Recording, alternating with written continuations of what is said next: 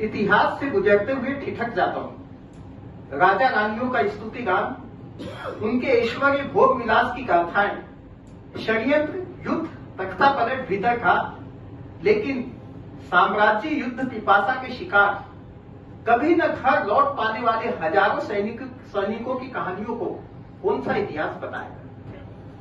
मिस्र के विशाल पिरामिड, इनमें सुरक्षित है राजाओं के शव, ऐश्वर्य और विलास की सारी सामग्रियों के साथ पुनर्जीवन की आस में मम्मी बनकर इतिहास इन राजाओं की महानता के सामने नतमस्तक है।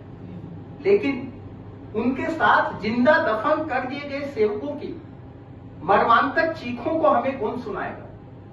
पिरामिडों के निर्माण में लगा विशाल श्रम और तकनीक, इन श्रमिकों के कौशल और लगन को इतिहास के किन पन्नों में दर्ज किया जाएगा? सम्राट के प्रेम की निशानी, यमुना किनारे खड़ा अद्भुत ताजमहल, हजारों कारीगरों के वर्षों की मेहनत का परिणाम, दोबारा बनाई न जा सके ऐसी अजूबी इमारत, इसलिए काट दिए गए कारीगरों के हाथ। वो हजारों हाथ फिर कभी स्पर्श नहीं कर सके अपनी प्रेयसियों के चेहरों को। उनकी प्रेयसियों ने अपने हाथों को बदल दिया हमेशा के लिए उनके हाथों में, ताकि उनका प्रियतम जीने लायक बना रह सके। ऐसे हजारों युगल प्रेमियों की समर्पित प्रेम गाथाएं कौन सा इतिहास इनको गाकर सुनाएगा? इतिहास महत राजवंशों की अलंकृत नाम पट्टिकाएं टांगने वाली दीवार नहीं है। यह मानव समाज के प्रत्येक कालखंड का जीवंत गीत है।